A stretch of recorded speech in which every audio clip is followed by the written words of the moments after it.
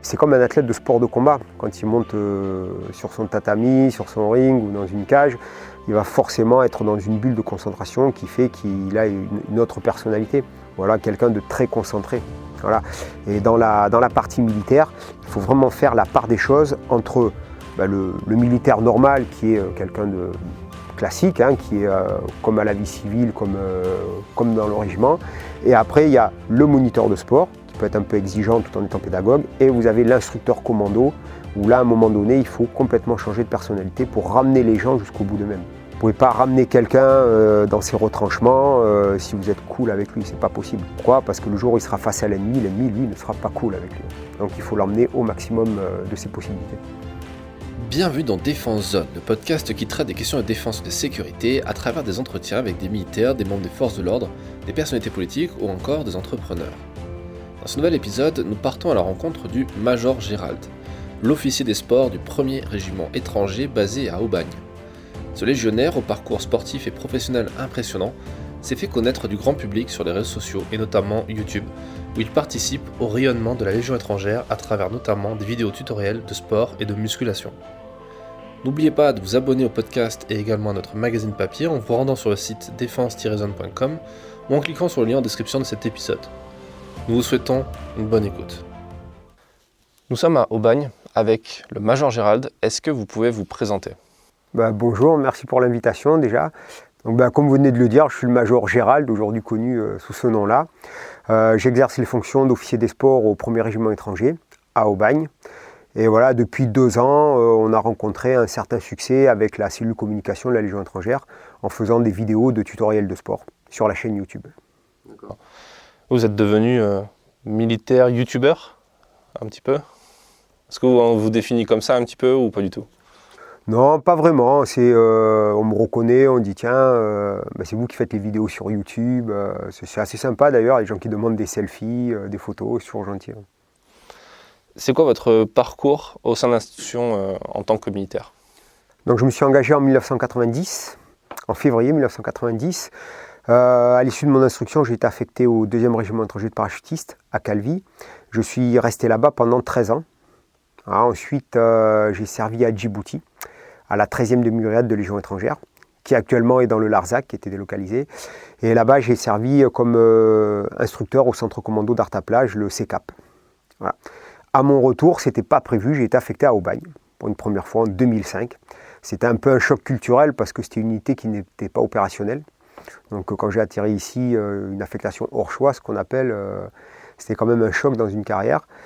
Et donc c'était le chef de corps du régiment, du 1er régiment étranger, qui était l'ancien colonel en second du 2e rep, qui m'a récupéré. D'accord. Pour faire quelle mission ? Officier des sports. Voilà, lui, il avait été très visionnaire. Il a rajeuni le régiment, il a rajeuni l'état d'esprit du régiment, le fonctionnement. Et il a voulu me récupérer pour relancer et créer une dynamique sportive au sein du régiment. D'accord. C'est quoi vos missions en tant qu'officier des sports ? Mission classique de tous les officiers des sports, donc c'est les contrôles de la condition physique du militaire, l'organisation des challenges, des compétitions internes, le suivi des gens qui vont en stage, les préparations, les tests, et ensuite tout ce qui est entraînement généralisé qui peut être demandé par les services, les unités ou des particuliers. D'accord. C'est quoi la place du sport dans l'armée et plus particulièrement dans la Légion étrangère ? C'est une place qui est prépondérante, qui a sa place sur le podium. Après, chacun mettra ses priorités, mais le militaire, le légionnaire en particulier, doit être physique. Vous venez de sortir un livre, la Légion vient de sortir un livre au final qui parle de vous et qui présente vos différents programmes d'entraînement. Est-ce que vous pouvez m'en parler un petit peu de ce livre ? Oui, bien sûr. Suite au succès qu'avaient rencontré les vidéos sur YouTube, on a eu quelques éditeurs qui ont contacté la Légion étrangère pour faire un livre. Et la Légion, moi, je n'étais pas vraiment candidat pour raconter ma vie, en clair. Par contre, les éditions Solar, ça intéressait la Légion étrangère parce que c'était vraiment la partie sport qui les intéressait. Donc, on a été reçus chez Solar à Paris et ils voulaient qu'on fasse une sorte de programmes, comment agencer la préparation sportive en plusieurs phases, comme c'est dans le livre, hein, pour un débutant, etc. Et ce qui les a vraiment intéressés, c'est que je leur ai dit que moi j'avais tout ça, j'ai des cahiers d'entraînement que j'ai depuis plusieurs années où je marque tout ce que je fais au cours d'un entraînement, quoi. Alors, c'est très, très vieille école, hein, c'est au crayon de papier, dans un cahier à page à petits carreaux, avec les traits pour séparer les jours. Et ça les a intéressés, donc on est parti là-dessus. Donc on a fait un programme pour les débutants, un peu plus confirmé, et un programme qui est vraiment intensif pour les gens qui cherchent la compétition ou vraiment développer leur capacité physique en vue de présenter certains concours, certains examens. D'accord. Oui, vous avez été aussi un sportif de haut niveau, voire même de très haut niveau, parce que vous avez un sacré palmarès. Est-ce que vous pouvez nous en parler ? J'ai toujours été dans le milieu du sport, parce que mon père était un pentathlète militaire. Voilà, mon père était un des tout meilleurs à l'époque, dans les années 60-70, au parcours du combattant. Donc j'ai toujours baigné dans la culture militaire et dans la culture de la performance. Donc j'ai commencé les sports de combat très jeune, à 6 ans j'ai commencé le judo. Et ensuite donc, je me suis vraiment diversifié quand je suis rentré aux écoles militaires, comme enfant de troupe au collège militaire d'Autun, où là j'ai touché à beaucoup de sports, quasiment tous les sports, mais sans avoir la possibilité de me spécialiser, parce qu'on suivait le cursus scolaire du plan scolaire, l'UNSS à l'époque. Et quand je suis retourné en école civile, j'avais 15 ans et demi, et là je me suis vraiment spécialisé en judo, voilà, qui était mon sport de base, de prédilection. Et la porte s'est ouverte par hasard sur la lutte et le sambo. Voilà, donc j'ai décroché, en lutte, j'ai décroché une médaille d'argent au championnat de France, une médaille de bronze au championnat de France en sambo. En judo, j'avais loupé la qualification pour les France, et que les 2 premiers qui partaient à l'époque. Donc moi j'ai fait 5e, c'est les interrégions, donc je n'étais pas sélectionné. Ça aurait pu être l'année d'après, mais bon, ensuite je me suis engagé. Donc ça a statué à ce moment-là sur ma carrière, et j'ai pu reprendre une vie de compétiteur en fait en arrivant à Aubagne. Parce qu'à Aubagne, comme on en a parlé tout à l'heure, ce n'est pas une unité opérationnelle, ce qui m'a permis d'avoir une possibilité de planning que je n'avais pas en régiment opérationnel. Je pouvais prévoir les entraînements tous les soirs, les compétitions le week-end, on pouvait établir des programmes. Et là, j'ai commencé la boxe, en compétition. D'accord. Voilà, puisque la boxe, pourquoi j'ai commencé la boxe au 2e REP dans un club qu'avait monté à l'époque mon ancien officier des sports, l'adjudant-chef Jean-Noël Georgie. J'ai commencé mes premiers cours de full contact là-bas. Alors c'était très sporadique, hein, parce qu'on n'avait pas beaucoup de temps, c'était des missions à droite, préparation à gauche, donc on faisait un cours de temps en temps. Et j'ai été repéré en boxe lors des stages militaires, à l'école interarmée des sports à Fontainebleau. Voilà, au cours des stages moniteur de sport, instructeur sport de combat. Donc on m'a repéré des qualités de boxe. Notamment c'était un gendarme, qui était le major Carrez Joël, un ancien champion de France en boxe anglaise, qui était entraîneur du bataillon de Joinville pendant plusieurs années, donc voilà, déjà un champion, très haut de gamme, et lui un œil du tigre pour repérer les qualités des gens. Et, mais à cette époque-là, donc j'étais à Calvi, et c'était pareil, toujours difficile de pouvoir engager sur la compétition. Et quand je suis arrivé à Aubagne, donc je voulais m'orienter sur la boxe anglaise, c'était ma boxe préférentielle, mais là j'avais atteint la limite d'âge pour avoir une licence en amateur. Donc on m'a basculé en pied-point. Et j'ai été suivi donc par monsieur Jean Molina, le manager marseillais. Et j'avais une licence ici au régiment, parce que j'avais un copain légionnaire, Laurent Carcio, qui lui dirigeait le club de kickboxing. Voilà. Et donc on a commencé l'aventure comme ça. Super. Est-ce que le fait d'avoir été dans l'armée aussi longtemps et d'avoir un vécu opérationnel, ça a apporté à votre pratique du sport ? Oui, bien sûr, indéniablement. Bien sûr. On peut aller jusqu'au bout, pas beaucoup plus facilement, mais on sait qu'on peut aller jusqu'au bout. Ouais. Ça, on se fixe beaucoup moins de limites. Et est-ce que l'inverse est vrai ? Est-ce que le fait d'avoir un passé dans les sports de très haut niveau fait de vous un meilleur militaire, ou peut faire d'une jeune recrue un meilleur militaire ? Ça peut qu'aider.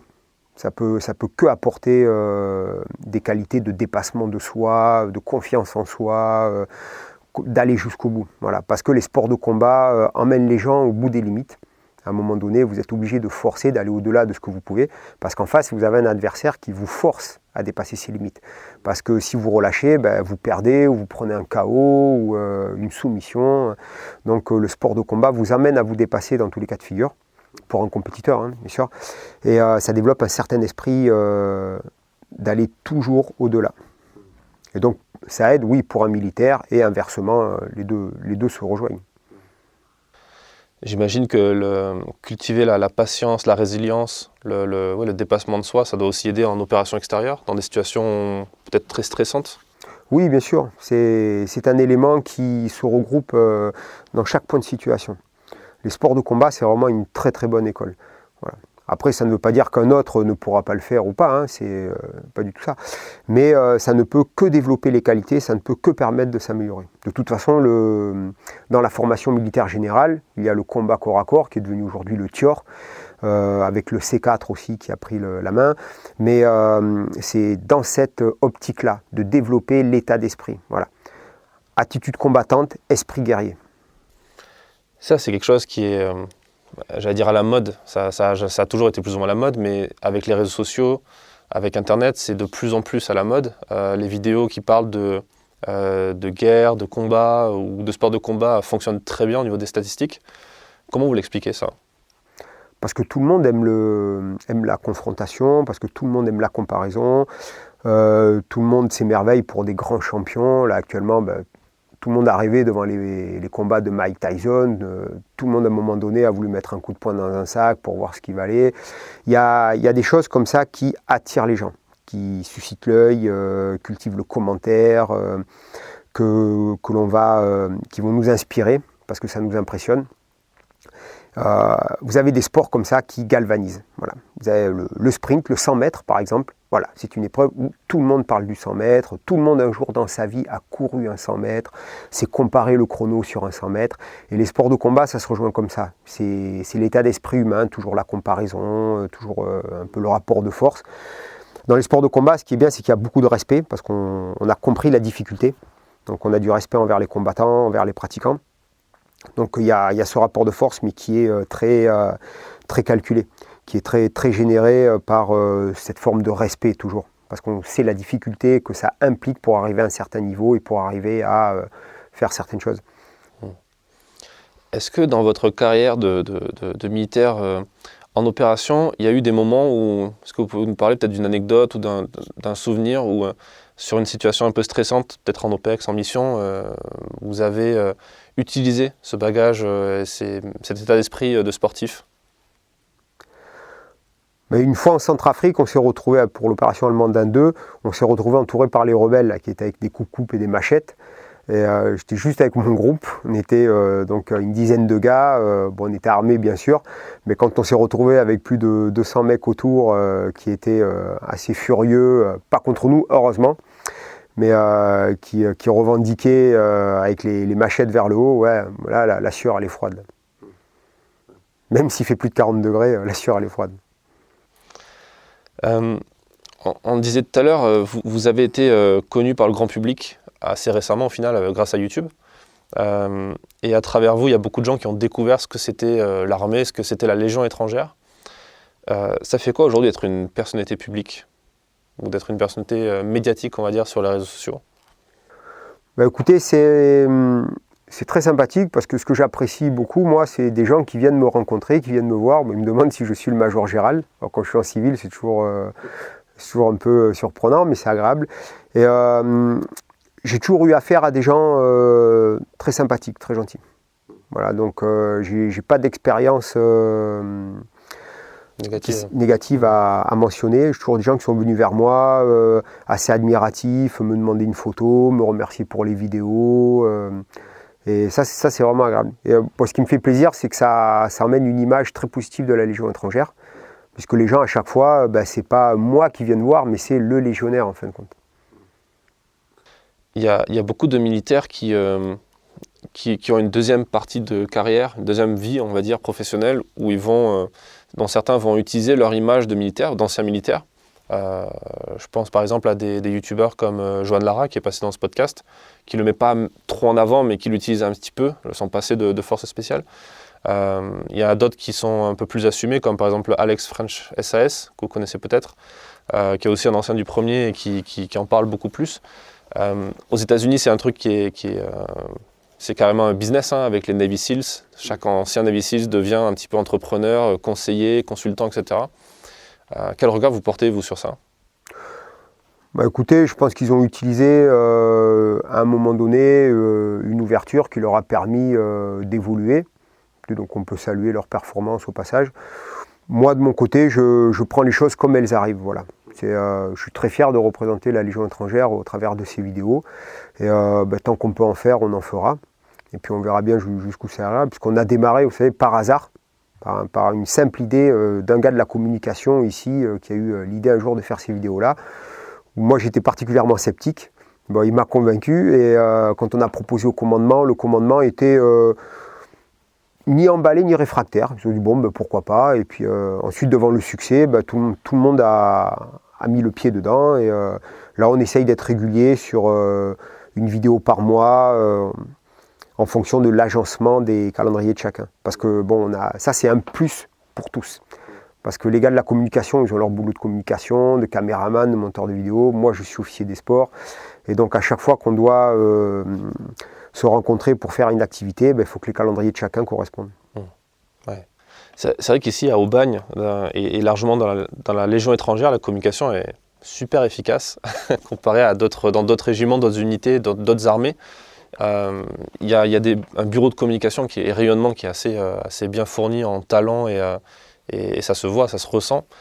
Est-ce que vous définissez comme certes officier des sports, mais aussi peut-être un peu comme communicant, ou pas du tout?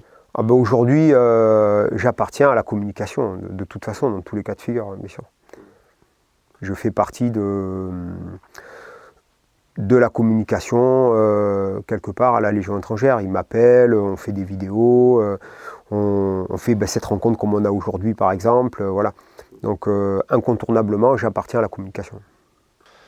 L'objectif de ces vidéos, concrètement, c'est quoi? C'est de recruter, c'est fidéliser, Alors, l'objectif de ces vidéos, elle vient de l'idée de son créateur, c'était l'adjudant Eyrat, et avec l'adjudant Benjamin, qui sont venus me voir. C'était pour promouvoir l'image de la Légion étrangère au travers des réseaux sociaux, puisque la chaîne YouTube avait, quand ils ont démarré, je n'ai pas le chiffre exact, mais ils étaient aux alentours de 20-25 000 abonnés. Et ils avaient des vidéos donc, de cérémonies, de prises d'armes, de festivités. Voilà. Et l'idée de l'adjoint Eyrat, c'était de promouvoir la chaîne par le sport et de faire un engouement pour l'engagement. Voilà. Et en fait, il a eu 20 sur 20, puisque tout ce qu'il avait prémédité a marché. Aujourd'hui, vous avez des retours de jeunes recrues qui se sont engagés parce qu'ils ont vu des vidéos comme ça? Oui. C'est pour ça que les vidéos, le commandement les suit derrière et les encourage. Parce que l'année dernière, en cours d'année, je n'ai pas les mois exacts, mais il y a eu une période où 8 candidats sur 10, lorsqu'ils répondent au questionnaire, il y a un questionnaire préétabli où ils disent comment vous avez connu la Légion étrangère, connaissez-vous quelqu'un à la Légion étrangère, quelques questions de cet ordre-là. Et 8 candidats sur 10 avaient dit Major Gérald. C'est énorme. Donc ça a été un déclencheur à l'engagement. Ça a concouru à l'engagement dans les derniers mois. Ah, c'est impressionnant. Sur la chaîne YouTube, il y a aussi beaucoup de... il ne suffit pas d'être sur la chaîne de la Légion étrangère pour vous voir. Vous intervenez sur des chaînes de youtubeurs à côté. Je pense par exemple à Hit the Road ou Greg MMA, ce genre de personnalité. Puis vous intervenez aussi sur le podcast Défense Zone. D'ailleurs, on vous remercie encore une fois. C'est une volonté comme ça d'essayer de communiquer un peu sur différentes plateformes, différents médias? Alors, c'est des entités qui ont fait la demande à la Légion étrangère pour qu'on participe à des vidéos avec eux. Voilà, donc Karaté Bushido nous a contactés. The Road, c'est un peu particulier, j'y reviendrai après. Mais voilà, c'est vraiment les gens qui viennent, qui nous demandent, et la Légion étrangère donne son consentement ou pas. Voilà, ça a été cette manière qui a été établie jusqu'à présent. Mais c'est un peu comme n'importe quelle demande presse qui se passerait dans une communication de l'armée de terre. Voilà, c'est ça. On a eu des demandes que la Légion étrangère a acceptées, d'autres qu'elle a refusées. Mais chaque fois que je suis intervenu, c'était sur demande et sur accord de la Légion étrangère, en tant que Major Gérald. Voilà. Et vous, à titre personnel, est-ce que c'est un enrichissement? Oui, bien sûr. Bien sûr, par exemple, la rencontre avec Karaté Bushido et Greg MMA a permis aussi de nous faire connaître beaucoup plus au grand public. Voilà. Puis on a rencontré des gens incroyables comme Greg MMA, on a tissé un bon lien d'amitié. Johan, qui est le caméraman et un peu l'homme à tout faire de chez Karaté Bushido. Voilà, on a tissé des très bons contacts, on garde des liens. prévoit peut-être de faire d'autres vidéos. Donc ça nous a permis, oui, bien sûr, de se faire connaître, puisque Karaté Bushido, c'est une chaîne qui était à plus de 400 000 abonnés quand ils nous ont contactés. Donc c'est bien sûr un élément qui nous a servi à nous faire connaître. Et pour Hit the Road, la particularité, c'est que on a commencé avec Clément Dumais, pas Hit the Road, mais Clément Dumais, qui fait partie du groupe, en 2017, pour l'émission des sports extrêmes Riding Zone. Voilà, ils ont demandé de faire un parcours du combattant en opposant un légionnaire avec un traceur professionnel. Et donc avec Clément, on s'est connus au cours de cette rencontre, puisque c'est moi et Clément qui ont été opposés pour faire le parcours, ici à Carpiane en 2017. Voilà, et du coup, on s'est très très bien entendu, on a gardé le contact, et on a proposé de faire une vidéo avec eux. Donc à l'époque, il n'y avait pas de Major Gérald qui était créé, donc ils sont venus en 2018, et on a sorti une série de 3 vidéos avec eux qui a vraiment très bien marché sur YouTube, sur leur chaîne, et qui a servi aussi à lancer, donner les idées pour des vidéos suivantes. Ouais, c'était un peu un test. Sans le vouloir, on a fait ça, sans le savoir, on a fait ça parce que, écoutez, Riding Zone avait vraiment très bien marché. La vidéo de Riding Zone au parcours du combattant, alors à l'époque, je ne sais plus combien de vues elle avait à ce moment-là, mais aujourd'hui, elle a plus de 9 millions de vues. C'est Légion VS Parcours. Donc c'est un assez gros succès, même de la chaîne Riding Zone. Et avec Clément et Paul, c'est comme mes petits fistons maintenant. Voilà, on garde contact, on s'appelle, on a fait une série de vidéos en 2018, en 2020. On devait en faire une là au mois de septembre 2021. Ça a été annulé dernièrement puisque le régiment à Carpiane, le premier REC, n'avait plus les moyens de nous recevoir. Parce qu'on voulait faire des vidéos sur place avec leur infrastructure. Donc c'est tombé à l'eau, mais on essaiera de le reporter à l'été prochain. Et donc il y a quand même un contact particulier entre la Légion et les Hit the Road. Il y a quand même une affinité qui est un peu plus poussée parce que ça a été les éléments déclencheurs aussi. Ouais, ça se sent dans les vidéos, qu'il y a une connexion, et elles sont vraiment intéressantes. Il y a un truc qui est intéressant justement sur ces vidéos-là. Je ne sais plus laquelle c'est dans les 3, mais la partie où il y a l'exercice de synthèse, ouais, où vous les mettez à mal, clairement, en situation. Et ça, c'est des scènes qu'on n'a pas forcément trop l'habitude de voir, qu'on voit dans certaines émissions sur enquête exclusive, ce genre de choses. Mais c'est jamais trop poussé. Et on voit aussi quelque part votre double personnalité de mec sympa, mais aussi de mec qui peut être assez brutal. Il faut faire la part des choses entre l'instructeur et le gars normal. Ouais. Ça, c'est quelque chose qui est important dans le processus d'entraînement dans le légionnaire aussi, d'être très dur par moment et puis après d'avoir un environnement qui est quand même... quand on le voit ici au Bagne, les gens sont heureux d'être ici, ça se sent. Mais c'est obligatoire, c'est comme un athlète de sport de combat. Quand il monte sur son tatami, sur son ring ou dans une cage, il va forcément être dans une bulle de concentration qui fait qu'il a une autre personnalité. Voilà, quelqu'un de très concentré. Voilà. Et dans la partie militaire, il faut vraiment faire la part des choses entre le militaire normal qui est quelqu'un de classique, qui est comme à la vie civile, comme dans le régiment. Et après, il y a le moniteur de sport, qui peut être un peu exigeant tout en étant pédagogue. Et vous avez l'instructeur commando, où là, à un moment donné, il faut complètement changer de personnalité pour ramener les gens jusqu'au bout d'eux-mêmes. Voilà, vous ne pouvez pas ramener quelqu'un dans ses retranchements si vous êtes cool avec lui, c'est pas possible. Pourquoi ? Parce que le jour où il sera face à l'ennemi, lui, ne sera pas cool avec lui. Donc il faut l'emmener au maximum de ses possibilités. Est-ce que c'est pas ça un peu la limite des réseaux sociaux et de la communication qu'il peut y avoir des armées, dans le sens où on va recruter des gens avec l'effet un peu film hollywoodien pour montrer que c'est super cool, que ça va être super intéressant, mais qu'au final, la réalité du métier n'est pas forcément toujours aussi cool. Quand il est temps de faire les TIG, c'est les TIG, c'est pas forcément très cool. Attendre sur le terrain, les périodes d'opération, on attend beaucoup. Et on le voit dans les résultats des recrutements. Enfin, le recrutement est plus ou moins bon, mais par contre, les gens qui arrêtent en cours de route, peut-être pas forcément trop à la Légion, mais dans d'autres régiments, ça se voit beaucoup. Arrivé au CEFIM, il y a beaucoup de gens qui disparaissent, qui se rendent compte que c'est trop dur pour eux ou que c'est pas l'image qu'ils ont eue en arrivant. Est-ce que vous avez un peu... est-ce que vous y pensez à ça ? Mais ça a été l'éternel sujet. On a toujours rencontré ces phases-là. Voilà, on a tous, même nous, à un moment donné, on voulait faire plus, on voulait faire plus fort, mieux. Et on a eu des phases d'attente ou des phases, comme vous dites, de TIG. Malheureusement, c'est comme ça. Mais c'est comme un sportif, hein. Il n'est pas toujours en compétition, il n'est pas toujours sur un podium non plus.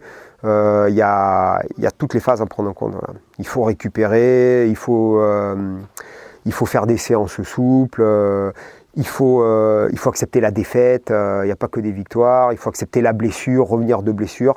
C'est un ensemble. Et le contexte militaire, c'est pareil. Voilà, vous n'êtes pas toujours en opération, vous n'êtes pas toujours au front. Et puis de toute façon, une fois que le gars il aura connu le front, l'opérationnel et tout, un jour il sera content que ça se calme aussi. Ouais, c'est comme un compétiteur, un jour il dit bon ben j'arrête.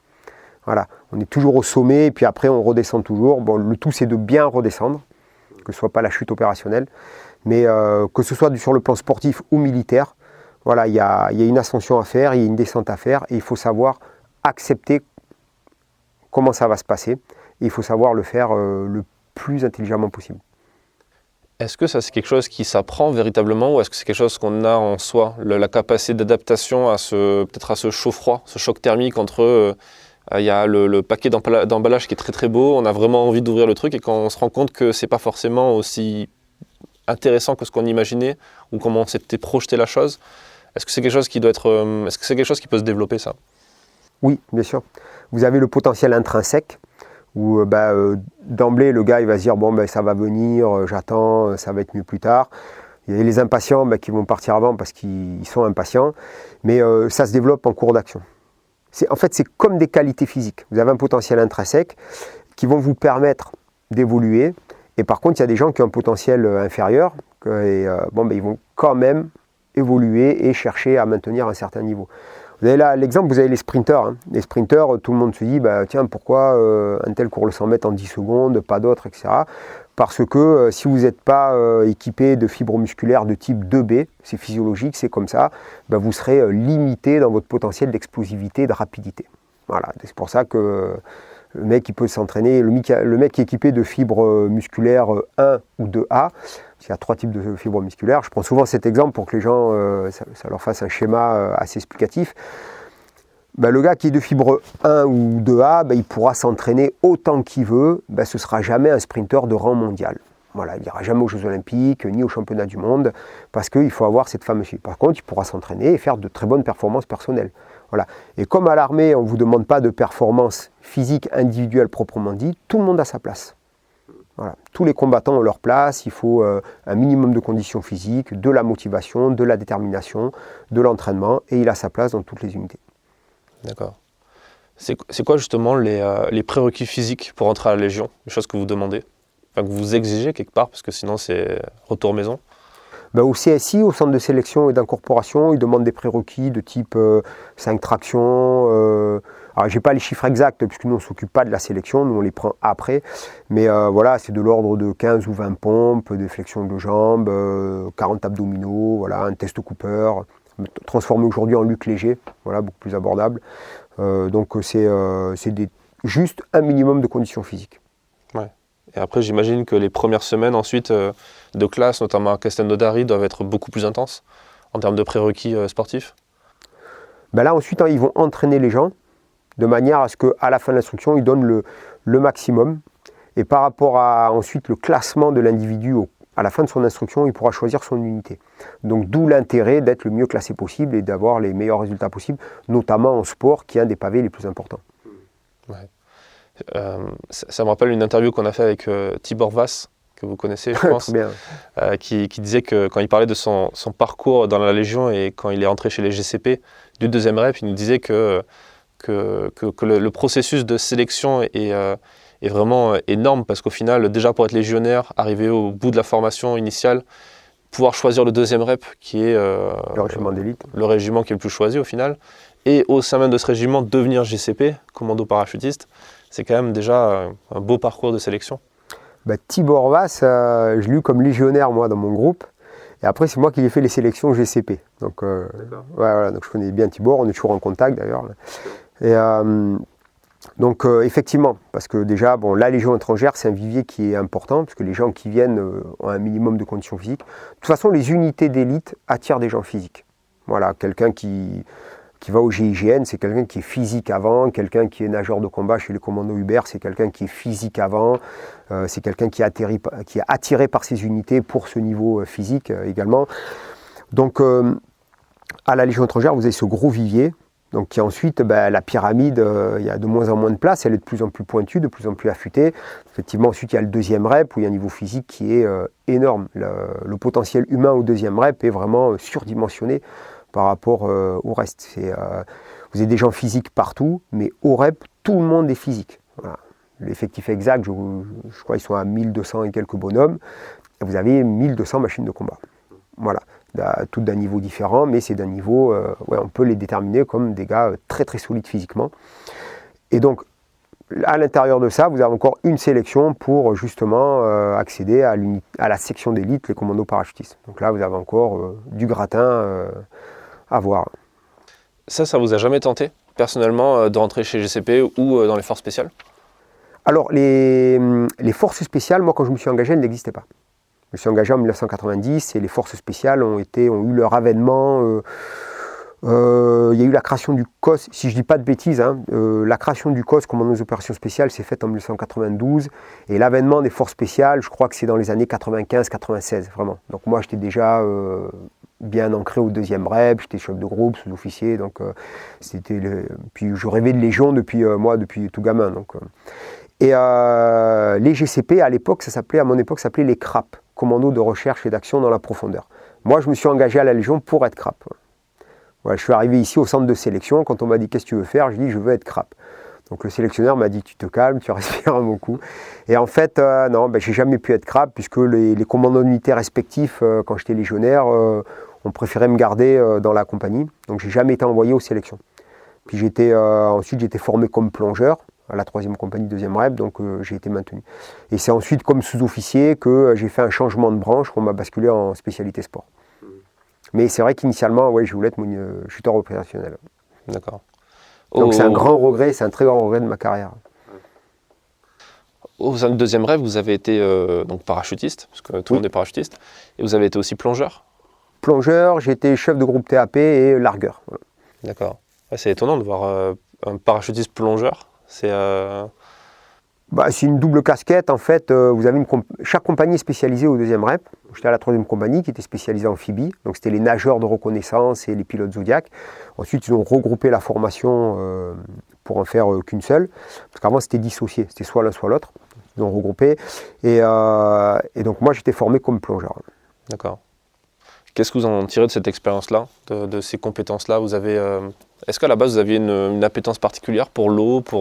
Oui, mais j'étais un bon nageur. Voilà, j'ai toujours été toujours baigné dans l'eau. Moi, je venais du Pays Basque, donc la mer, la piscine, etc. Et donc, j'étais très, très content d'être à la 3e compagnie. Voilà. J'ai vu récemment que sur YouTube, vous avez fait une vidéo dans un sous-marin. Ouais. C'est excellent. On voit faire des exercices physiques sur des silos de missiles. Des rampes lance-missiles. Ouais, c'est assez marrant. D'où est venue l'idée? C'est l'adjudant Benjamin, qui lui est responsable de la communication avec l'extérieur, qui était en contact avec la marine, et donc ils ont mis au point cette vidéo, comment s'entraîner dans un sous-marin. En fait, qui a fait suite à une vidéo qui a eu beaucoup de succès, qui a permis de nous faire connaître au travers des réseaux sociaux, parce qu'elle a été reprise par beaucoup de médias et même des chaînes télévisées, puisqu'on est passé au journal d'Antenne 2. C'était la vidéo à la période du confinement. Voilà, s'entraîner quand on est confiné. Cette vidéo nous a fait connaître au grand public, en fait. Et à la suite de ça, donc pour rester dans l'esprit du confinement, on a fait l'entraînement dans un sous-marin. Puisqu'effectivement, si on peut s'entraîner dans un sous-marin, en fait, on peut faire n'importe où. Et donc, les sous-mariniers, qui ont une vie particulièrement difficile quand ils sont en mer, enfin sous la mer pour eux, ils n'ont que cette zone-là pour s'entraîner, cette fameuse zone de rampe lance-missile. Donc, c'est pour ça qu'on est allé monter une petite séance là-bas, comment s'entraîner avec très peu de matériel et utiliser l'existant. Là, c'est surprenant. Justement, j'allais vous parler de cette vidéo qui avait fait le buzz. C'est comme ça que je vous ai découvert d'ailleurs. Cette vidéo où vous montrez comment s'entraîner dans espace confiné. Une pièce de 5 mètres carrés, en poussant les murs, en faisant quelque chose avec un tabouret. Ça, c'est quelque chose que vous avez appris très tôt, où vous avez pris votre petit carnet pour retrouver des exercices et les adapter, ou Est-ce que c'est quelque chose que vous faisiez déjà?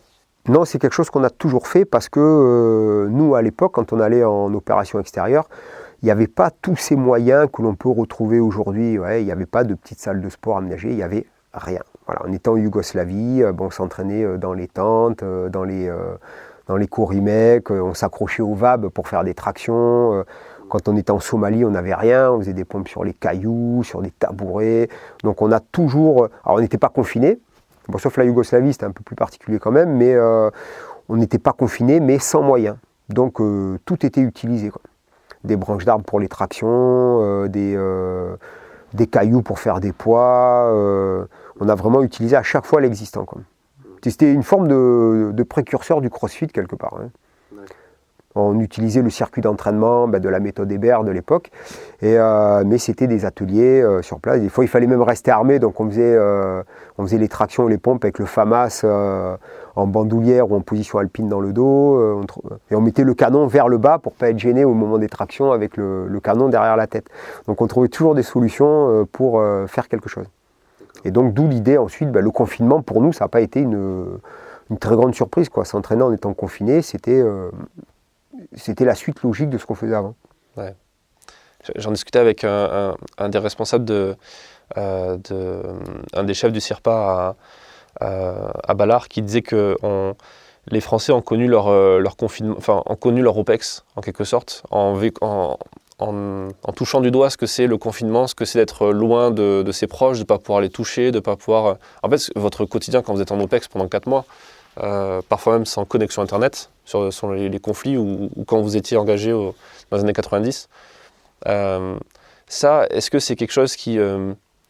comment on se prépare à ça? C'est-à-dire comment...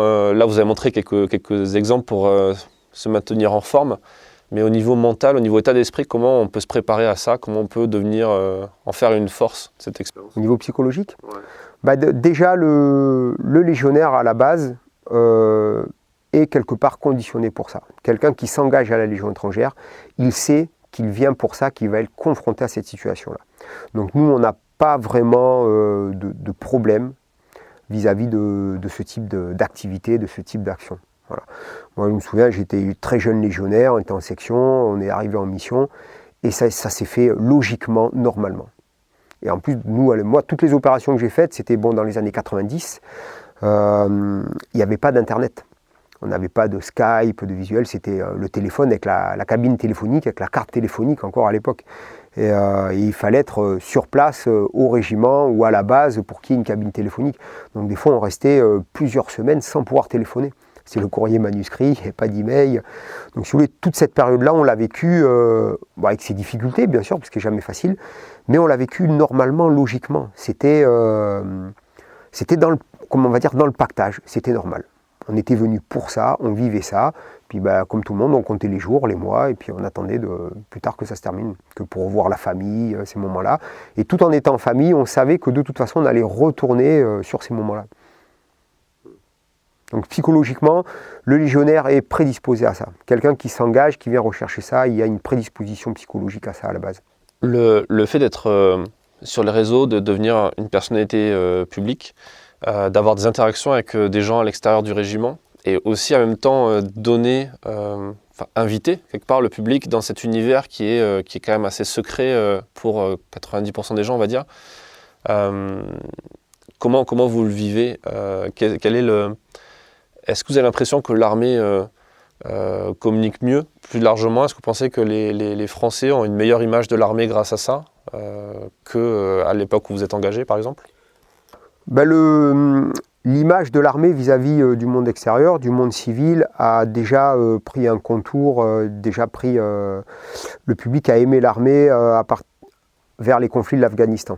Voilà, quand il y a eu des pertes au combat et que ces pertes ont été médiatisées, donc le public déjà a eu un engouement vers les militaires qu'il n'y avait pas avant. Donc s'il y en avait un avant, il a été plus développé à l'issue de ces conflits, où la France a perdu des soldats, des familles ont perdu des proches, etc. Donc tout le monde a été touché par cette vague. Ensuite, les réseaux sociaux aujourd'hui permettent bien évidemment, c'est l'implosion en fait, hein, les réseaux sociaux, tout le monde y a accès, donc ça a permis bien évidemment de faire connaître l'armée et pour beaucoup de gens d'aimer l'armée, puisqu'au travers des vidéos, nous on essaye d'emmener une très bonne image du culte militaire. Il y a une image aussi du militaire qui attire les jeunes et les moins jeunes, pas forcément pour le côté, pas dans un but de s'engager, mais plus dans le but de devenir une meilleure personne. Ça passe aussi par le physique. Quand vous présentez les exercices, quand on vous voit en forme physique, avec les abdos, etc., les gens s'identifient, ont envie de faire pareil. Quel regard vous portez sur ça ? Pour moi, je considère que c'est un privilège de pouvoir représenter la Légion étrangère au travers de ces vidéos. Voilà, c'est un très grand honneur. Et en plus, quand des gens s'identifient ou quoi, je suis très, très content, très honoré. Voilà. Et ça me fait toujours plaisir quand un jeune, c'est la semaine dernière, on a vu un jeune engagé là, avec son survêtement bleu qui était au recrutement. Et il passait, il me dit, je me suis engagé pour vos vidéos. Voilà, donc en fait, si vous voulez, c'est un peu au travers de ça qu'on a créé ce type de vidéo. Et quand ça marche, quand il y a ce retour-là, c'est de la satisfaction. Et plus largement, le fait que la société peut-être évolue d'une certaine façon il y a les côtés un petit peu négatifs de toujours être sur les réseaux ou de s'identifier aux gens, ou on parle de syndrome Instagram pour les gens qui dépriment un peu en regardant la vie des autres. Est-ce que ça, vous avez un regard un peu particulier dessus, ou est-ce que vous réfléchissez à ça un petit peu, ou pas du tout ? Non, moi d'un côté personnel, je ne suis pas réseaux sociaux. Je n'ai pas de Facebook, je n'ai pas d'Instagram, voilà, j'ai YouTube, c'est tout. Je pense que chacun doit vivre sa vie. Il peut bien sûr, au travers des réseaux sociaux, il peut puiser beaucoup d'expérience, il peut s'identifier, mais il faut toujours garder à l'esprit qu'il faut suivre sa ligne de conduite. Voilà, et tout ce qui peut arriver, les exemples que ça peut donner, il faut soit des armes, que ça vienne alimenter son quotidien de manière à progresser. Mais c'est sûr que les comparaisons peuvent des fois démoraliser, mais il ne faut pas se baser là-dessus. Il faut vraiment suivre sa ligne de conduite et tiens, ça peut me servir, ça c'est pas mal, effectivement, voilà. Oui, grâce à votre position et votre entourage en quelque sorte, et le fait que vous ne soyez pas civil mais militaire, vous êtes un peu préservé de ça aussi. C'est pas vous qui uploadez les vidéos directement, c'est pas vous qui regardez les statistiques tout le temps.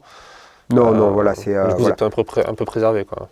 Moi, quelque part, je suis l'acteur de la vidéo. Voilà, ils viennent me voir. Quand c'est les tutoriels de sport, par exemple, voilà, moi, je prépare la séance. C'est comme si je présentais une séance.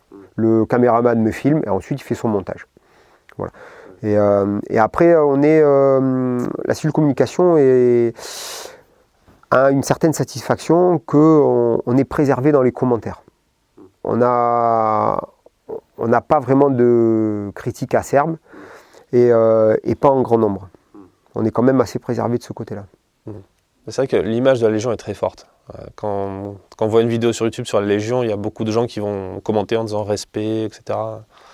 Et oui, parce qu'on affiche un peu comme les défenseurs de la France. Donc les gens ont un profond respect au travers de ça.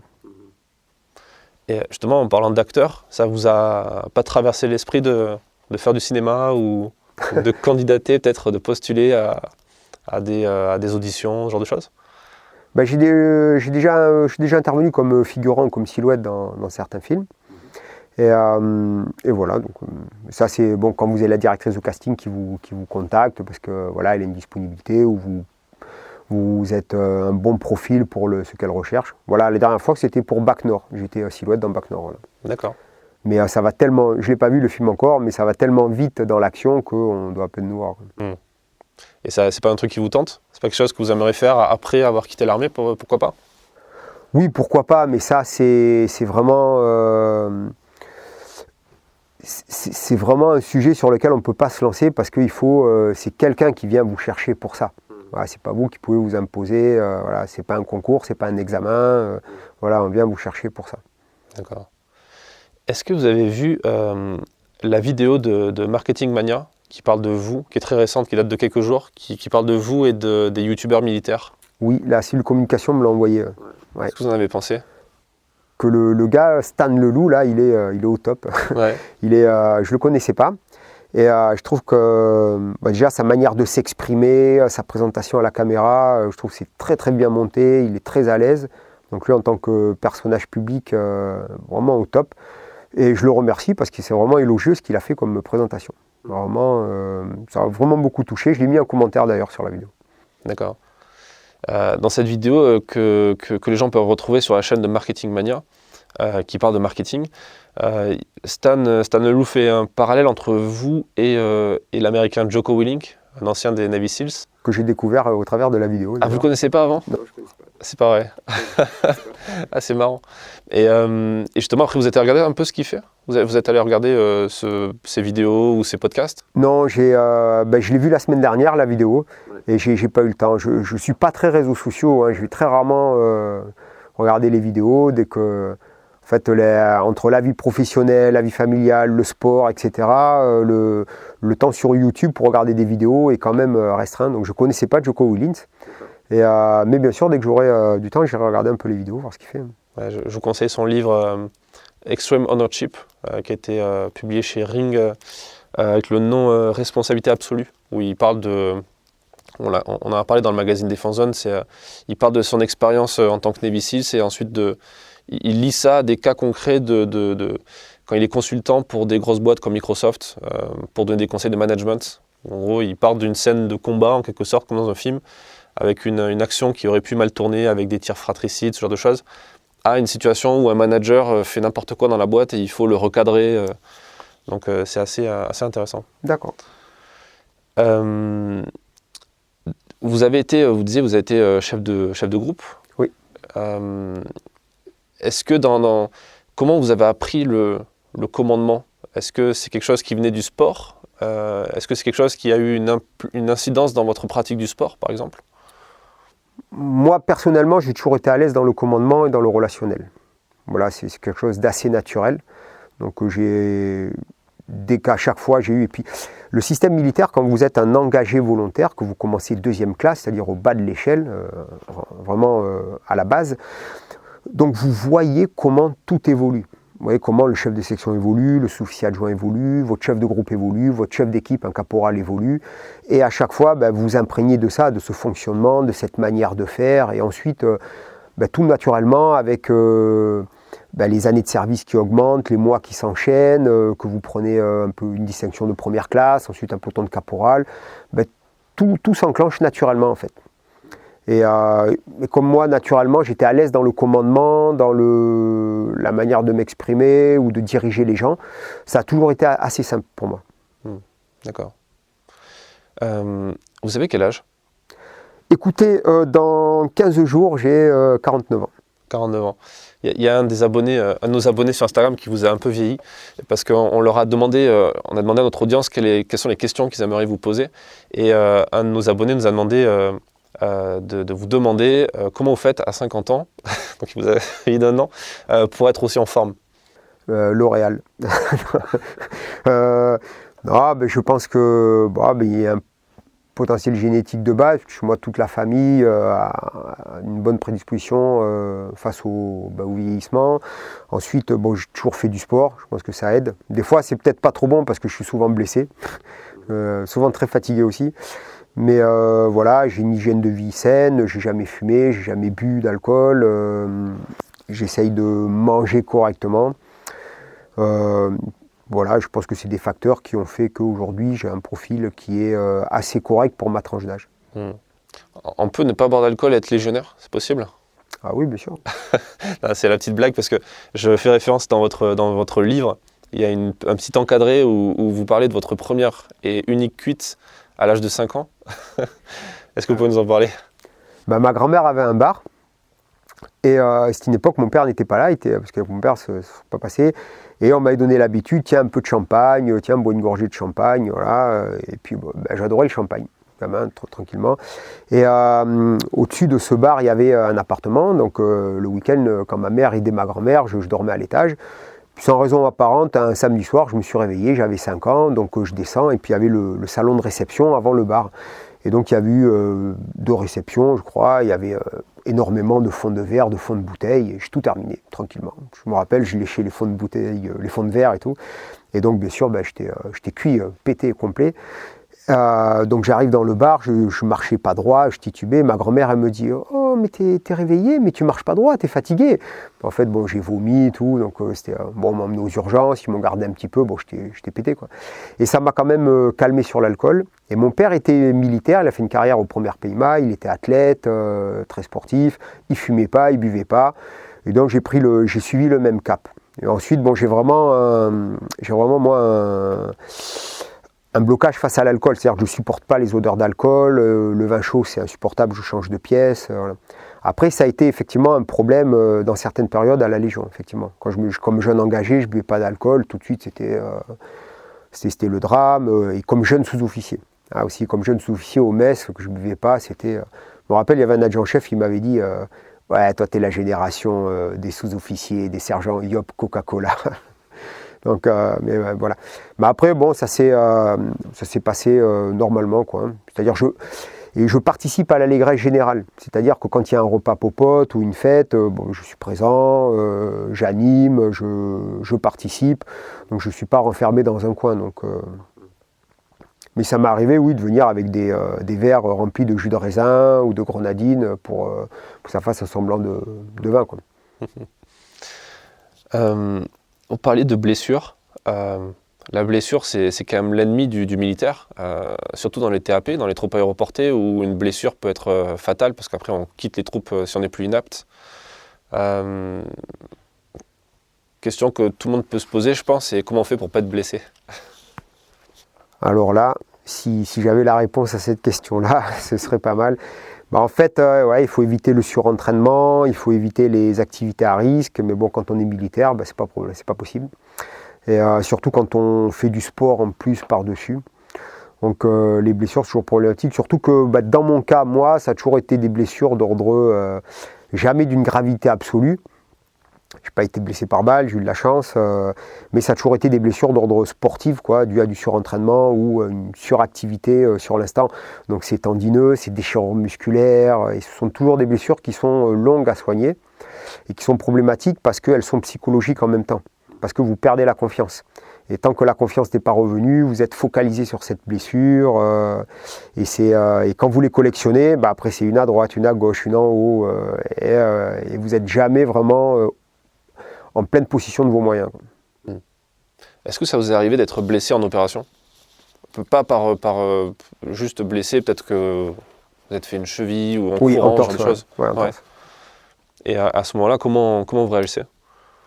Bah, c'est déjà merde, le gros merde, il y a plus de grossièreté à rajouter, mais ensuite bah, il faut tenir le choc, hein, donc c'était strapping, bandage, bien sûr il n'y avait pas de glaçage à l'époque, la Rangers totalement desserrée au niveau du laçage. Et après c'est le mental qui prend le relais, c'est ça? Ah bah après il faut tenir, quoi. Il faut tenir, bon on limite les activités, hein, à l'époque ça va, on ne marchait pas trop sur cette opération-là, donc ça a été le point positif. Mais pour les périodes statiques, les petits déplacements, à un moment il fallait serrer les dents. Ouais. On a reçu aussi Louis Saillon, que vous connaissez peut-être, qui a écrit un ancien des commandos marines, qui a écrit un livre qui s'appelle Chef de guerre. Et il raconte les sélections pour être commando marine, et il explique que quasiment tout le temps les gens se blessent et continuent à marcher sur les blessures ou à faire eux-mêmes leur bandage, parce que ils arrivent à négocier avec le médecin qui disent rien pour qu'ils puissent continuer à faire les sélections. Et il raconte une fois où il est en train de remettre, il a une plaie ultra ouverte sur le pied, il est en train de réparer ça derrière un buisson en se cachant pour ne pas se faire avoir. Enfin, c'est des histoires assez dingues. À part le mental, est-ce que le fait de s'entraîner régulièrement, ça permet de prévenir ces blessures? Ah oui, bien sûr, plus vous êtes préparé, plus ça vous permet d'éviter la blessure. Mais après, à un moment donné, c'est difficile à gérer, hein, un muscle qui lâche, une déchirure musculaire, etc. C'est souvent dû à la suractivité, et c'est souvent dû à l'entraînement qu'on s'impose en dehors. Moi, j'ai plus été blessé, j'ai quasiment tout le temps été blessé tout seul. Au cours de mes séances à part qu'au cours des formations militaires ou des stages. Je me rappelle, il y a eu des stages, le peloton de sous-officiers que j'avais fait durait 4 mois, en 96. J'ai fait les 400 coups on était une équipe de copains, on a fait les 400 coups au parcours du combattant, on faisait des départs à froid, on était allé On était passé, on avait fait une marche dans la forêt noire, on avait fait les pistes collectives ensuite à Montlouis avec le peloton, on sautait d'en haut des murs, on s'est fait les 400 coups vraiment des inconscients. Et je crois qu'en tout et pour tout, j'ai eu une petite ampoule pendant les 4 mois. Rien du tout. Et le dernier jour du peloton, le pactage était intégré, on attendait les résultats l'après-midi, le matin on fait un foot et je me fais une entorse au foot. Donc là, c'était le truc à part. Et pareil, le stage moniteur commando à Montlouis, je fais en 97, donc il durait 4 semaines. Et là aussi, mais vraiment, c'est tout fait, quoi. Hein, que ce soit les pistes et tout, mais en plus, on courait partout. Et j'ai rien eu. J'ai fait les 400 coups pendant cette période-là, j'ai rien eu. Je ne savais même pas ce que c'était une tendinite à ce moment-là, quoi. Et par contre, au cours des entraînements après, tout seul, etc., c'est là que je me blessais musculairement, tendineusement, tranquillement, tout seul, voilà, parce que j'en faisais trop. Mais il faut effectivement s'entraîner pour être le mieux préparé possible. Ouais. Pour terminer cet entretien, quel est le conseil que vous donneriez à un jeune légionnaire, enfin un jeune futur légionnaire, peut-être qui a envie de s'engager, qui a envie de venir ici, qui a vu vos vidéos? Qu'est-ce que vous avez envie de lui dire? Lui souhaiter bon courage déjà, qu'il est le bienvenu, et ensuite d'être discipliné et motivé. Voilà, c'est les 2 conditions aujourd'hui qui sont les plus importantes pour réussir les premières étapes dans la carrière d'un légionnaire. Voilà. La discipline, la motivation. Ouais. Et comment se préparer en dehors de lire votre livre et suivre le programme avec attention? La motivation, c'est qu'il faut savoir que, comme on en a parlé tout à l'heure, ce ne sera pas rose tous les jours, ce ne sera pas ce qu'il imagine tous les jours, mais que c'est des étapes à passer, c'est des caps à passer pour accéder au plateau supérieur ensuite. Et la discipline, c'est très intrinsèque, déjà d'une part, et ensuite c'est quelque chose qui se travaille, qui se développe. Il faut accepter que c'est comme ça et qu'il faut exécuter les ordres tels qu'ils sont et de les restituer le mieux possible. Parce qu'un jour, cet engagé volontaire-là, ce sera lui qui sera caporal, sergent et voire plus. Donc c'est lui un jour qui aura les responsabilités. Donc il s'imprègne bien de ce qu'on lui apprend parce que c'est lui un jour qui va devoir le réitérer. C'est un très bon conseil.